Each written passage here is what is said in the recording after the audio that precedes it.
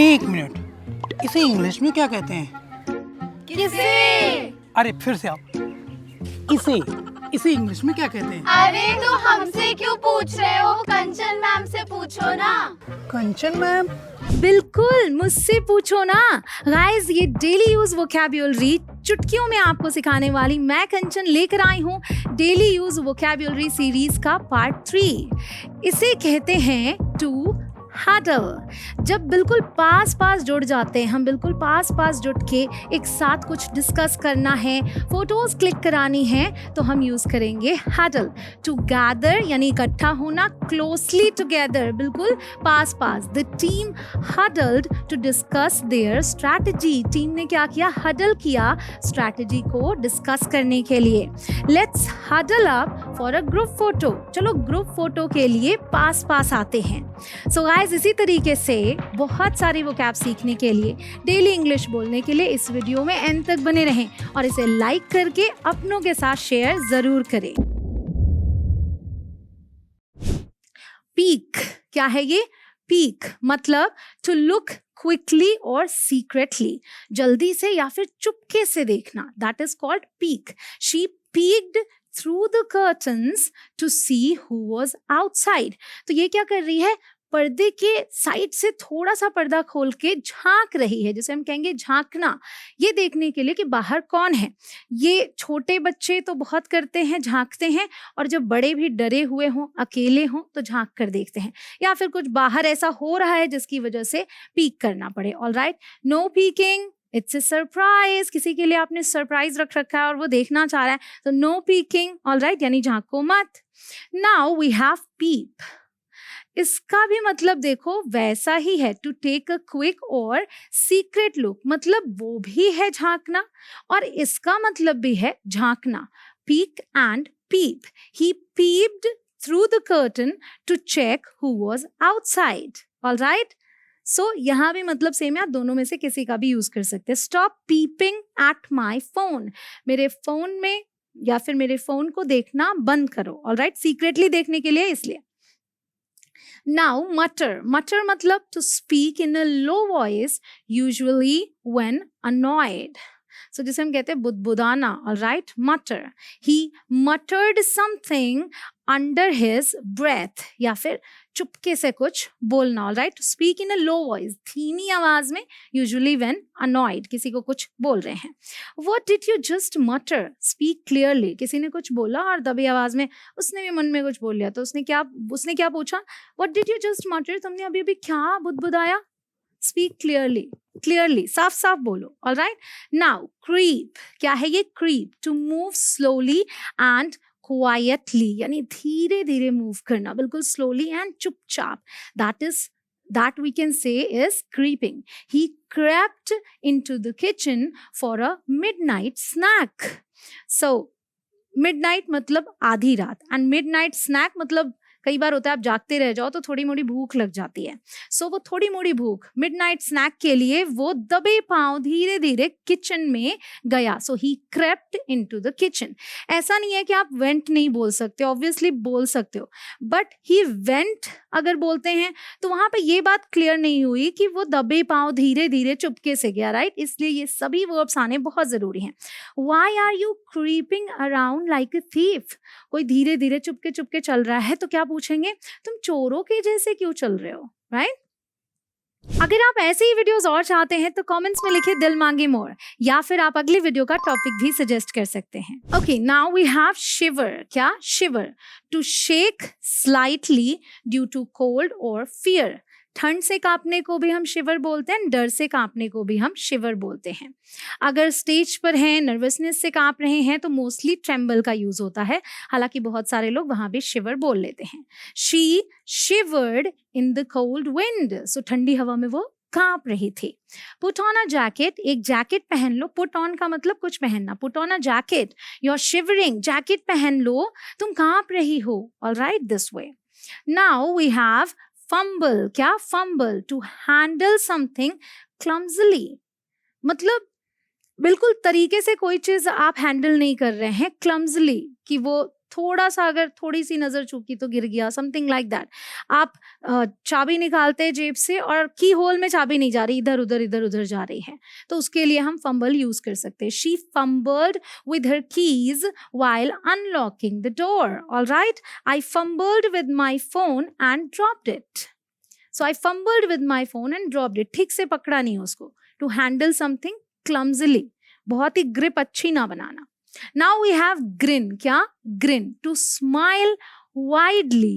All right, इस तरीके से बड़ी सी स्माइल। इसकी तो स्माइल बड़ी हो ही नहीं रही है कोई बात नहीं, बट ग्रिन का मतलब होता है अगर कोई लंबी सी स्माइल दे रहा है, बड़ी सी, बिल्कुल खुश, बहुत ज्यादा खुश, तो हम बोलते हैं शी इज ग्रिनिंग और he is grinning. All right, he grinned when he won the game. जब उसने गेम जीता तो उसने स्माइल दिया, कह सकते हैं वो बहुत खुश हुआ, ऐसे बोल सकते हैं।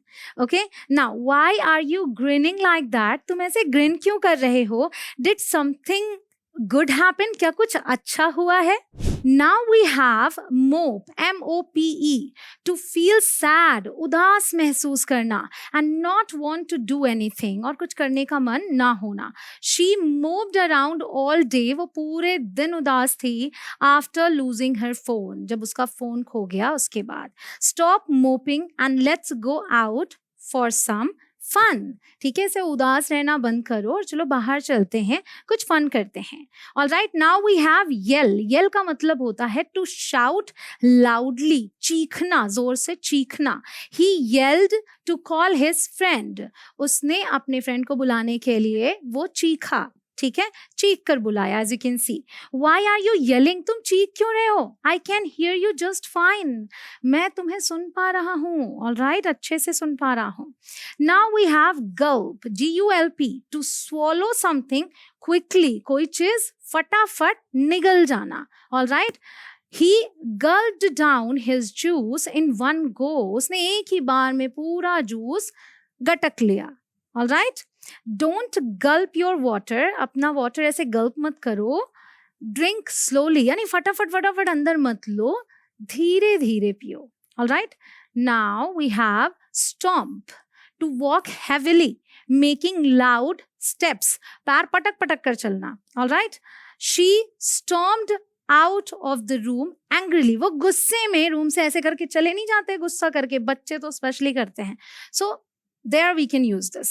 Stop stomping around, आवाज कर करके जोर जोर से पटक पटक के पैर रख रहे हैं। So stop stomping around, पैर पटकना या पटक पटक कर घूमना बंद करो। You're making too much noise, तुम बहुत ज्यादा शोर मचा रहे हो। I'm trying to concentrate. जैसे ही vocabulary आप सीख रहे हैं, ये इंपॉर्टेंट है स्पोकन इंग्लिश के लिए, ऐसे ही बहुत सारी और चीजें इंपॉर्टेंट होती हैं, जैसे daily use sentences, phrases, expressions, idioms, और भी बहुत सारी चीजें जो थोड़ी सीक्रेट है मैं कह सकती हूँ, और मैंने सब कुछ कवर किया है मेरे कोर्सेज में। तो आप मेरे कोर्सेज ज्वाइन कर सकते हैं इंग्लिश कनेक्शन एप्लीकेशन पर। अगर अभी तक इंस्टॉल नहीं किया तो अभी इंस्टॉल करें। Now we have snuggle, to get close to someone और समथिंग, यानी किसी व्यक्ति या वस्तु के पास जाना। फॉर वार्मथ एंड कंफर्ट, गर्माहट और कंफर्ट, आराम के लिए। द पपी, ये जो पपी है, the puppy snuggled into the blanket, तो वो ब्लैंकेट में बिल्कुल अच्छे से अपने आप को उसने रोल कर रखा है। उसके अराउंड आप ब्लैंकेट देख सकते हो, तो हम बोल सकते हैं the puppy snuggled into the blanket. I love snuggling in my cozy bed on cold days, जब ठंड के दिन होते हैं तो मुझे बहुत अच्छा लगता है मेरे कोजी बेड में स्नगल करना, यानी ब्लैंकेट वैंकेट ओढ़ के बढ़िया आराम से बैठो, है ना, बैठो या लेटो, whatever you feel like. Now we have flick, to move something quickly with your fingers. All right, so fingers and thumb की भी जरूरत पड़ जाती है फ्लिकिंग में। She flicked the dust off her book, हम कैसे करते हैं? ऐसे करते हैं, डस्ट है या कोई भी चीज पड़ी है ऐसे फ्लिक कर देते हैं। एज यू कैन सी, ये आप ऐसे करो, ऐसे करो, ऐसे करो, ऐसे करो, कोई सा भी फिंगर यूज कर लो, थंब यूज कर लो। Just flick the switch to turn on the light. ठीक है, तो सिर्फ यही हुआ क्या? नहीं, अगर हम फ्लिक करते हैं, स्विच को भी हम फ्लिक करते हैं, जल्दी से झटके से उसको हमने ऑन ऑफ किया। Now we have squeeze. Squeeze का मतलब होता है टू प्रेस समथिंग फर्मली, किसी चीज को जोर से प्रेस करना, आप चाहे ऐसे भी स्क्वीज कर सकते हो या ऐसे स्क्वीज कर सकते हो। तो एज यू कैन सी यहाँ टूथपेस्ट को बाहर निकाला जा रहा है। She squeezed the toothpaste tube, उसने टूथपेस्ट ट्यूब को स्क्वीज किया to get the last bit out, जो बिल्कुल लास्ट में बचा रह जाता है उसे बाहर निकालने के लिए। अच्छा, मेरे साथ प्लीज शेयर करना कमेंट सेक्शन में, आपने कभी ऐसा किया है बिल्कुल लास्ट वाला? कई मूवीज में आपने देखा होगा कि रोलिंग पिन यानी बेलन यूज करके निकालते हैं। मैं तो जब छोटी थी बिल्कुल लास्ट तक निकालने के बाद मैं सिजर से कट करके निकालती थी, बट फेंकती बिल्कुल नहीं थी। आपने कैसे किया है मुझे जरूर से बताना कमेंट सेक्शन में। Squeeze my hand if you are nervous, कोई नर्वस हो तो आप उसको थोड़ा सा साहस देने के लिए क्या करते हैं, वो क्या कह रही है, स्क्वीज माई हैंड, मतलब मेरा हैंड स्क्वीज कर लो ऐसा, अगर नर्वस हो तो, ठीक है, ताकि तुम्हारी नर्वसनेस कम हो।